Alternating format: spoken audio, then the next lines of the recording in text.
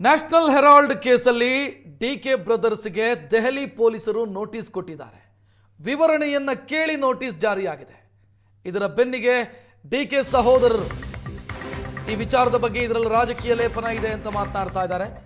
ದೆಹಲಿ ಆರ್ಥಿಕ ಅಪರಾಧ ವಿಭಾಗದ ಪೊಲೀಸರು ನೋಟಿಸ್ ಕೊಟ್ಟಿರೋದು ನ್ಯಾಷನಲ್ ಹೆರಾಲ್ಡ್ ಕೇಸ್ಗೆ ಸಂಬಂಧಿಸಿದಂತೆ ನೀವು ಯಾಕೆ ದೇಣಿಗೆ ಕೊಟ್ರಿ, ಅದರ ಬಗ್ಗೆ ವಿವರಣೆ ಕೊಡಿ ಅಂತ ನೋಟಿಸ್ ಜಾರಿಯಾಗಿದೆ. ಡಿಸೆಂಬರ್ 19ರ ಒಳಗಾಗಿ ಮಾಹಿತಿ ಕೊಡಿ ಅನ್ನುವಂಥ ಸೂಚನೆ ನೋಟಿಸ್ನಲ್ಲಿದೆ. ಯಂಗ್ ಇಂಡಿಯನ್ ಸಂಸ್ಥೆ ಏನಿದೆ ಅದಕ್ಕೆ ಎಷ್ಟು ದೇಣಿಗೆ ಕೊಟ್ಟಿದ್ದೀರಿ, ನೀವು ದೇಣಿಗೆ ಕೊಡೋದಕ್ಕೆ ಏನು ಕಾರಣ, ನಿಮ್ಮ ದೇಣಿಗೆಯ ಹಿಂದಿರುವಂಥ ಅಥವಾ ದೇಣಿಗೆ ಕೊಡೋದಕ್ಕೆ ನಿಮ್ಮ ಆರ್ಥಿಕ ಮೂಲ ಏನು, ಇದೆಲ್ಲ ಪ್ರಶ್ನೆಗಳನ್ನು ಕೇಳಿದ್ದಾರೆ. ಈ ಬಗ್ಗೆ ಮಾಹಿತಿ ಒದಗಿಸಿ ಅನ್ನೋದು ನೋಟಿಸ್ನಲ್ಲಿ ಉಲ್ಲೇಖ ಇದೆ.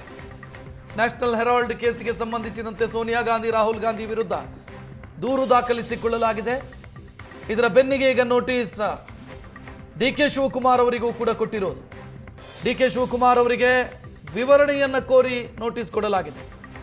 ಯಂಗ್ ಇಂಡಿಯನ್ ಸಂಸ್ಥೆ ಏನಿದೆ ಆ ಸಂಸ್ಥೆಗೆ ದೇಣಿಗೆ ಕೊಟ್ಟಿರೋ ಬಗ್ಗೆ ವಿವರಣೆಯನ್ನು ಕೊಡಿ ಅನ್ನೋದು ನೋಟಿಸ್ನಲ್ಲಿ ಉಲ್ಲೇಖ ಆಗಿರೋದು.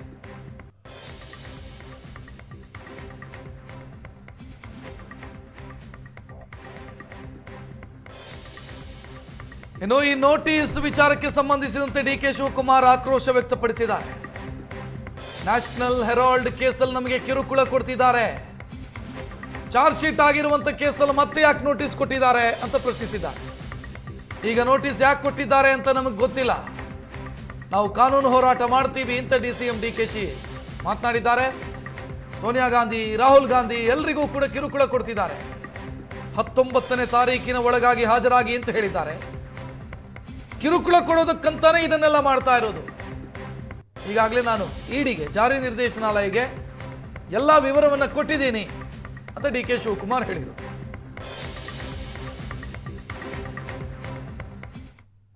ನ್ಯಾಷನಲ್ ಹೆರಾಲ್ಡು, ಯಂಗ್ ಇಂಡಿಯಾಗೆ ಅದು ನಮ್ಮ ಪಕ್ಷದ ಸಂಸ್ಥೆಗಳು. ಅದೇನು ನಾವೆಲ್ಲ ಕಾಂಗ್ರೆಸ್ಸಿಗರು, ನಾವು ಅವ್ರಿಗೆ ಕಷ್ಟಕಾಲ ಇದ್ದಾಗ ಸಹಾಯ ಮಾಡಬೇಕು ಅಂತ ನಮ್ಮ ಟ್ರಸ್ಟ್ಗಳಿಂದ ಎಲ್ಲ ನಾವೆಲ್ಲ ಸಹಾಯ ಮಾಡಿದ್ದೀವಿ. ಬೇಕಾದಷ್ಟೇನೆಲ್ಲ ಮಾಡಿದ್ದಾರೆ ನನ್ನಂಗೇನೆ. ಸೊ ನನಗೆ ನೋಟಿಸ್ ಕೊಟ್ಟಿದ್ದಾರೆ. ನಾವೆಲ್ಲ ಇಡಿಗೆ ಹೋಗಿ ಎಲ್ಲ ರಿಪ್ಲೈ ಎಲ್ಲ ಕೊಟ್ಟಿದ್ದೆ. ನಾವು ಏನೇನು ಬೇಕೋ ಕೊಟ್ಟಿದ್ದೋ. ಚಾರ್ಜ್ ಶೀಟು ಆಗಿದೆ. ಆದಮೇಲೆ ಈಗ ಡೆಲ್ಲಿ ಪೊಲೀಸವರು ನಮ್ಮನ್ನ 19ನೇ ತಾರೀಕು ಒಳಗಡೆ ಬಂದು ನಮಗೆ ಮಾಹಿತಿ ಕೊಡಬೇಕು ಅಂತ ಹೇಳಿದ್ದಾರೆ. ನೋಡ್ತೀನಿ ಅದನ್ನು. ನಾನು ಇನ್ನು ಅಲ್ಲಿ ಸ್ವಲ್ಪ ಲೀಗಲ್ ಆ್ಯಂಗಲಲ್ಲಿ ನಾನು ನೋಡ್ತೀನಿ. ನಾನು ಒಟ್ಟೊಳಗೆ ಇದು ಕಿರುಕುಳ ಕೊಡೋಕ್ಕೆ ಮಾಡ್ತಾ ಇದ್ದಾರೆ. ಇದು ಸರಿ ಇಲ್ಲ, ನಾನು ಖಂಡಿಸ್ತೇನೆ.